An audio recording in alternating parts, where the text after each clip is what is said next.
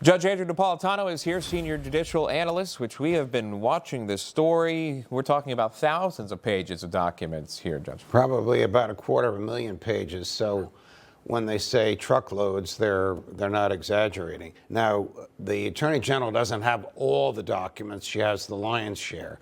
There are also documents here in New York City in the Southern District of New York in the custody of the court clerk, and documents in Miami, in the Southern District of Miami, in the custody of the federal court clerk down there.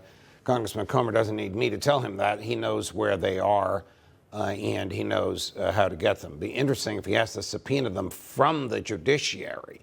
That would be very unusual. It'd be better for him to subpoena them from the DOJ and expect the DOJ to get them from the judiciary. I'm surprised the DOJ didn't push back, but I think they recognize that in one of the many cases called United States versus Trump, where the Congress attempted to get his tax returns from the years before he was president, the Supreme Court said Congress can get whatever it wants.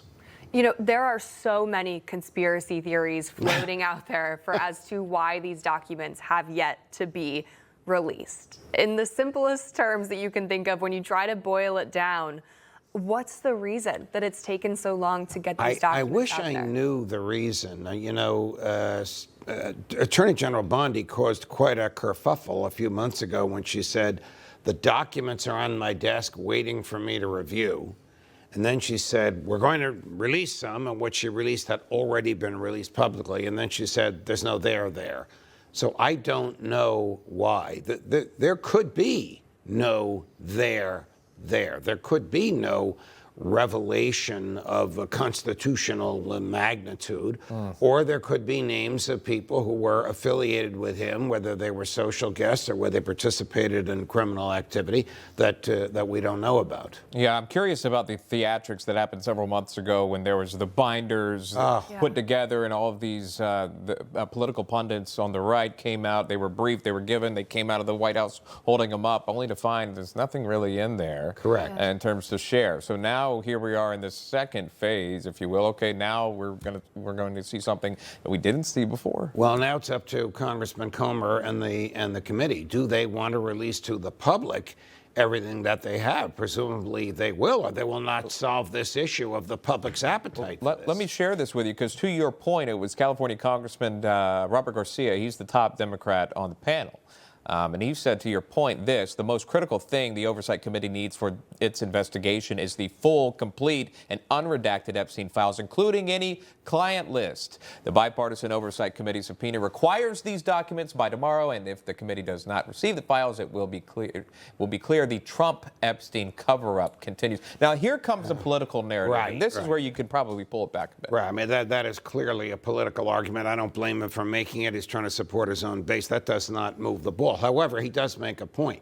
I have seen the subpoena. It's a public document. It demands everything and permits redaction only of the names of minors. It doesn't permit redaction of other material that the public might find repellent. Now, William Barr, sorry, Christina, I wanted to just add this really quickly, too. A.G. Barr testified, as we know, yesterday, and he said, through his deposition, if there was anything that linked Trump to Epstein, it would have been released under the Biden administration. He testified that to the Oversight Committee. I mean, I wish I had been a fly on the wall during the deposition. It hasn't been released yet. He apparently did give them some information they hadn't heard before, but nothing earth-shattering. He was, of course, the Attorney General at the time that Epstein was charged, arrested, and died in a jail cell here in Manhattan. Right. There's been several administrations, both political parties at this point, that have been in power and could have released the Epstein quote-unquote lists, client lists. We're not really sure what's in these documents. Right. The deadline coming up, what do you see happening here? I think I know Congressman Comer. The pressure on him to release this to the public is enormous, and I think they will release it to the public. But again, I don't know what's in there. Yeah. The government has never released a treasure trove of this magnitude to the public. I don't even know how they're going to do it, because some of it is in paper and some of it is digital. And the materials in Manhattan and in Miami are both in paper and in digital. So they're going to have to find an efficient way to make all of that available to the public. Information. truth is freedom. Is Newsmax.